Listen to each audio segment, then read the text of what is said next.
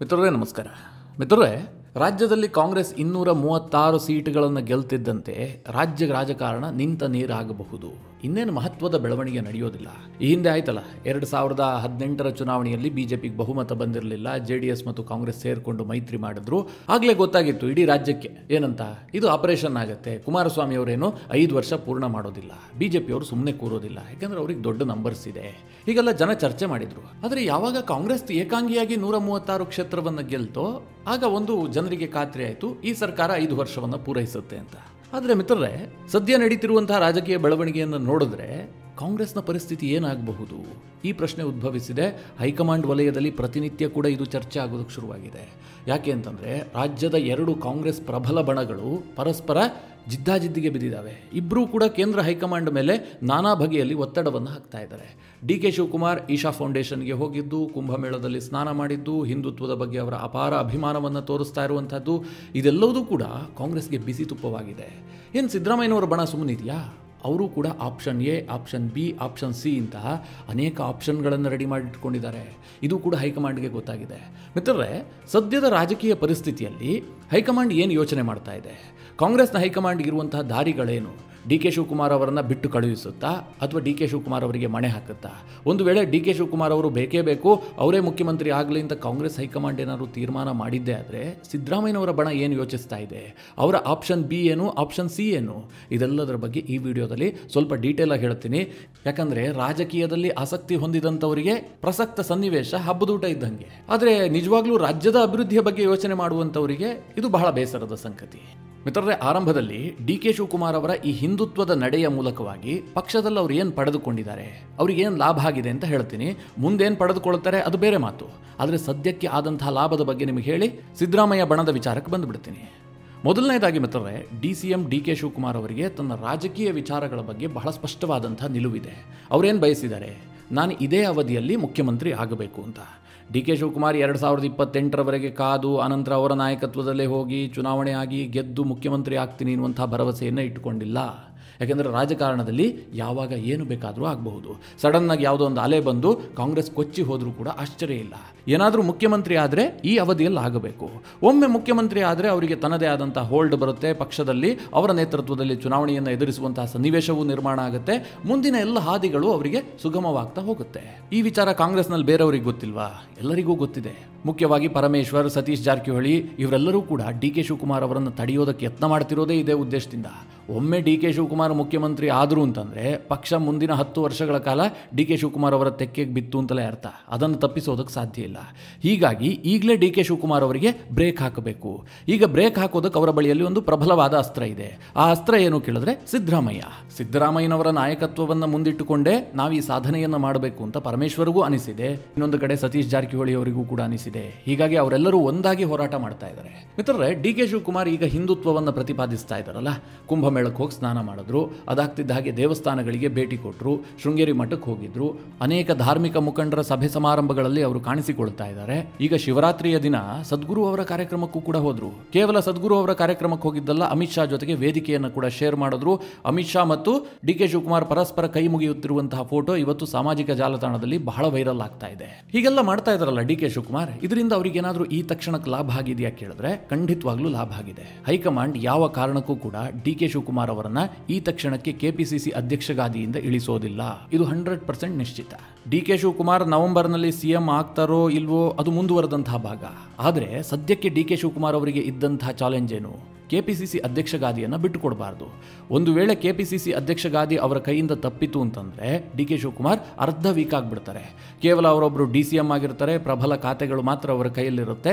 KPCC ಅಧ್ಯಕ್ಷರು ಯಾರಾಗ್ತಾರೋ, ಸಹಜವಾಗಿ ಸಿದ್ದರಾಮಯ್ಯನವರ ಬಣದವರೇನಾದರೂ ಆಗಿದ್ದೇ ಆದರೆ DK ಶಿವಕುಮಾರ್ ಅರ್ಧದಷ್ಟು ವೀಕ್ ಆಗಿಬಿಡ್ತಾ ಇದ್ರು.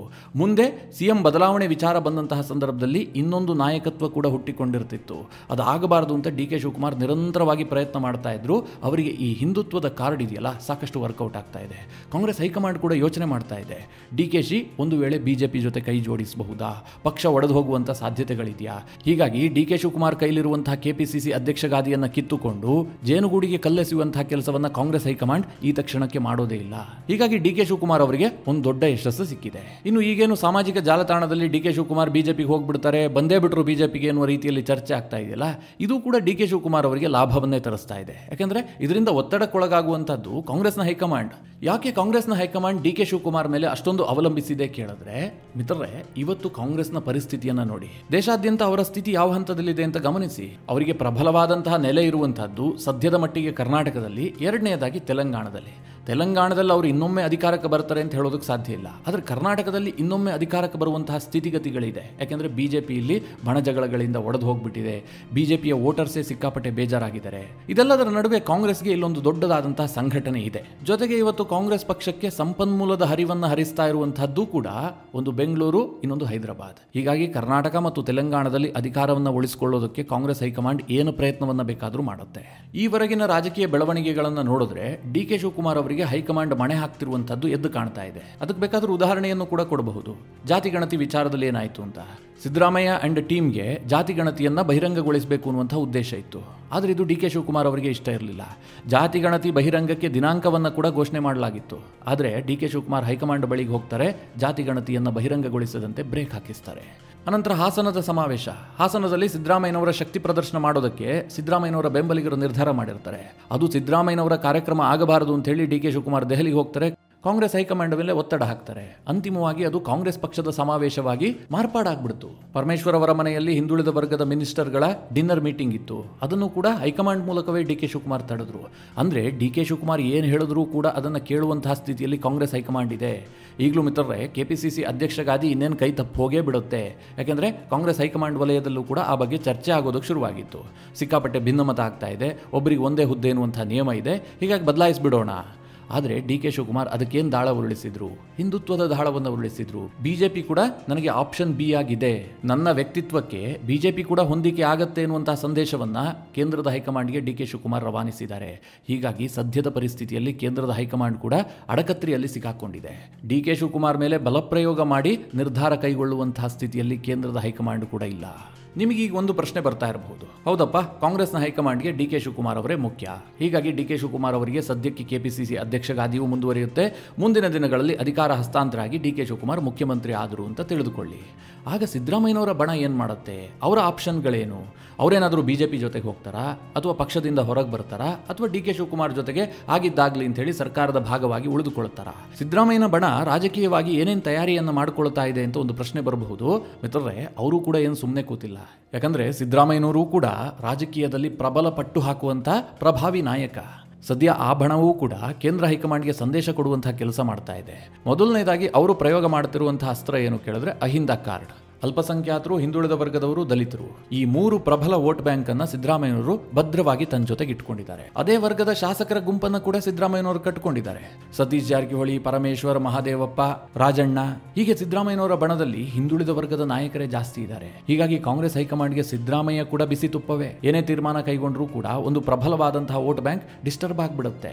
ಈ ಎಲ್ಲ ರಾಜಕೀಯ ಸನ್ನಿವೇಶ ಆರಂಭ ಆಯ್ತಲ್ಲ, ಆ ಸಂದರ್ಭದಲ್ಲಿ ಕಾಂಗ್ರೆಸ್ನ ಕೆಲ ನಾಯಕರ ಹತ್ರ ನಾನು ಮಾತನಾಡುವಂಥ ಸಂದರ್ಭದಲ್ಲಿ ಅವ್ರು ಹೇಳ್ತಾ ಇದ್ರು, ಸಿದ್ದರಾಮಯ್ಯನವರನ್ನ ಹ್ಯಾಂಡಲ್ ಮಾಡೋದು ಕಾಂಗ್ರೆಸ್ ಹೈಕಮಾಂಡ್ಗೆ ಬಹಳ ಕಷ್ಟ, DK ಶಿವಕುಮಾರ್ ಅವರನ್ನ ಹ್ಯಾಂಡಲ್ ಮಾಡಬಹುದು. DK ಶಿವಕುಮಾರ್ ಎಷ್ಟೇ ರೆಬಲ್ ಆದರೂ ಕೂಡ ಕಾಂಗ್ರೆಸ್ನ ಹೈಕಮಾಂಡ್ ವಿರುದ್ಧವಾಗಿ ಹೋಗೋದಿಲ್ಲ, ಹೀಗಂತ ಹೇಳ್ತಾ ಇದ್ರು. ಆದರೆ ಈಗ ಸನ್ನಿವೇಶ ಬದಲಾಗಿದೆ. DK ಶಿವಕುಮಾರ್ ಕೂಡ ಹೇಳ್ತಾ ಇದ್ದಾರೆ, ಅಧಿಕಾರದ ವಿಚಾರ ಬಂದಂತಹ ಸಂದರ್ಭದಲ್ಲಿ ನಾನೇನು ಅಷ್ಟಲ್ಲ ಪಕ್ಷನಿಷ್ಠ ಅಲ್ಲ ಅನ್ನುವಂಥ ಸಂದೇಶವನ್ನು ಅವರು ಕೂಡ ಕೊಡ್ತಾ ಇದ್ದಾರೆ. ಆದರೆ ಸಿದ್ದರಾಮಯ್ಯನವರ ಬಗ್ಗೆ ಕಾಂಗ್ರೆಸ್ಗೆ ಈ ಅನುಮಾನ ಇದ್ದೇ ಇದೆ. ಯಾಕೆಂದ್ರೆ ಸಿದ್ದರಾಮಯ್ಯನವರು ಯಾವ ಹಂತಕ್ಕೆ ಬೇಕಾದರೂ ಇಳಿಬಹುದು. 2019ರಲ್ಲಿ ಮೈತ್ರಿ ಸರ್ಕಾರ ಪತನಗೊಳ್ತಲ್ಲ, ಕುಮಾರಸ್ವಾಮಿ ಅವರು ಮುಖ್ಯಮಂತ್ರಿ ಆಗಿದ್ದಂತಹ ಸಂದರ್ಭದಲ್ಲಿ ಆಗ 17 ಜನ ಶಾಸಕರೇನು ಹೊರಹೋದ್ರಲ್ಲ, ಅದರ ಹಿಂದೆ ಸಿದ್ದರಾಮಯ್ಯನವರ ಕೈವಾಡ ಇತ್ತು. ಯಾಕೆಂದ್ರೆ JDSನ ಕುಮಾರಸ್ವಾಮಿ ಅವರು ಮುಖ್ಯಮಂತ್ರಿ ಆಗೋದು ಸಿದ್ದರಾಮಯ್ಯನವರಿಗೆ ಸುತಾರಾಮ್ ಇಷ್ಟ ಇರಲಿಲ್ಲ. ಈ ಕಾರಣದಿಂದಾಗಿ ಆ ಇಡೀ ಪ್ರಹಸನದ ಹಿಂದೆ ಸಿದ್ದರಾಮಯ್ಯನವರು ನಿಂತ್ಕೊಂಡಿದ್ರು ಅಂತ ಕೆಲವರು ಈಗಲೂ ಕೂಡ ಮಾತನಾಡ್ತಾರೆ. ಕಾಂಗ್ರೆಸ್ ಹೈಕಮಾಂಡ್ಗೂ ಕೂಡ ಈ ಅನುಮಾನ ಇದೆ. ಅಂದ್ರೆ ಸಿದ್ದರಾಮಯ್ಯನವರಿಗೆ ಆ ಎಲ್ಲ ಕೆಪಾಸಿಟಿ ಇದೆ ಅಂತ. ಈಗಲೂ ಒಂದು ವೇಳೆ ಸಿದ್ದರಾಮಯ್ಯನವರನ್ನ ಬಲವಂತವಾಗಿ ಅಧಿಕಾರದಿಂದ ಇಳಿಸಿದ್ದೆ ಆದರೆ ಸಿದ್ದರಾಮಯ್ಯನವರು ಕೂಡ ಆಪ್ಷನ್ A, B, C ಅನ್ನೋದನ್ನ ಪ್ರಯೋಗ ಮಾಡೇ ಮಾಡ್ತಾರೆ. ಕಾಂಗ್ರೆಸ್ನ ಹೈಕಮಾಂಡ್ಗಿರುವ ಚಿಂತೆ ಏನು ಕೇಳಿದ್ರೆ ಸತೀಶ್ ಜಾರಕಿಹೊಳಿ ಮತ್ತು ರಮೇಶ್ ಜಾರಕಿಹೊಳಿ ಬಿಜೆಪಿಯಲ್ಲಿದ್ದಾರೆ, ಸತೀಶ್ ಜಾರಕಿಹೊಳಿ ಕಾಂಗ್ರೆಸ್ನಲ್ಲಿದ್ದಾರೆ. ಈ ಜಾರಕಿಹೊಳಿ ಬ್ರದರ್ಸ್ ಇದಾರಲ್ಲ, ಪಕ್ಷ ಬೇರೆ ಬೇರೆ ಆಗಿದ್ರೂ ಕೂಡ ಅವರ ಉದ್ದೇಶ ಒಂದೇ ಆಗಿರುತ್ತೆ. ಹೀಗಾಗಿ ಕಾಂಗ್ರೆಸ್ ಹೈಕಮಾಂಡ್ಗೆ ಈ ಬಗ್ಗೆ ಒಂದು ಸಣ್ಣದಾದಂತಹ ಯೋಚನೆ ಇದ್ದೇ ಇದೆ. ಡಿ.ಕೆ. ಶಿವಕುಮಾರ್ ಮುಖ್ಯಮಂತ್ರಿ ಆಗಿದ್ದೇ ಆದ್ರೆ ಸತೀಶ್ ಜಾರಕಿಹೊಳಿ ರೆಬಲ್ ಆಗ್ತಾರೆ. ಡಿ.ಕೆ.ಶಿ ಮತ್ತು ಜಾರಕಿಹೊಳಿ ಬ್ರದರ್ಸ್ ಕುಟುಂಬದ ನಡುವಿನ ರಾಜಕೀಯ ತಿಕ್ಕಾಟಗಳ ಬಗ್ಗೆ ಇಡೀ ರಾಜ್ಯದ ಜನರಿಗೆ ಗೊತ್ತಿರುವಂತಹ ವಿಚಾರ. ಇದು ಕಾಂಗ್ರೆಸ್ ಹೈಕಮಾಂಡ್ ಇರುವಂತಹ ಮೊದಲ ಭಯ. ಎರಡನೇದಾಗಿ ಸಿದ್ದರಾಮಯ್ಯನವರು ಏನಾದರೂ ಪಕ್ಷ ಬಿಟ್ಟು ಹೊಸ ಪಕ್ಷ ಕಟ್ಟುವಂತಹ ಸಾಧ್ಯತೆಗಳಿದೆಯಾ, ಅದಕ್ಕೆ ಬೇಕಾದಂತಹ ವೇದಿಕೆಗಳನ್ನು ಸಿದ್ಧ ಮಾಡಿಕೊಳ್ತಾ ಇದ್ದಾರಾ, ಈ ಅನುಮಾನವೂ ಕೂಡ ಇದೆ. ಸದ್ಯದ ಕರ್ನಾಟಕದ ರಾಜಕೀಯ ಚಿತ್ರಣವನ್ನು ನೋಡಿದ್ರೆ ಬಿಜೆಪಿ ಕಾಂಗ್ರೆಸ್ ಹೊರತಾಗಿ ಯಾವುದಾದ್ರೂ ಒಂದು ಪಕ್ಷ ಒಂದು 30ರಿಂದ 40 ಸೀಟನ್ನು ಗೆದ್ದಿದ್ದೆ ಆದ್ರೆ ಅವರು ಕಿಂಗ್ ಮೇಕರ್ ಆಗ್ತಾರೆ. ಈ ಎರಡೂ ಪಕ್ಷಕ್ಕೆ ಬಹುಮತ ಬರುವಂತಹ ಸಾಧ್ಯತೆಗಳು ಬಹಳ ಕ್ಷೀಣಿಸಿ ಬಿಡುತ್ತೆ. ಅಂತಹ ಒಂದು ಸನ್ನಿವೇಶವನ್ನು ನಿರ್ಮಾಣ ಮಾಡಿಕೊಂಡು ರಾಜಕೀಯ ಲಾಭ ಪಡೆದುಕೊಳ್ಳಬಹುದು ಅನ್ನುವಂತಹ ಲೆಕ್ಕಾಚಾರ ಕೂಡ ಸಿದ್ದರಾಮಯ್ಯನವರ ಬಣದಲ್ಲಿದೆ.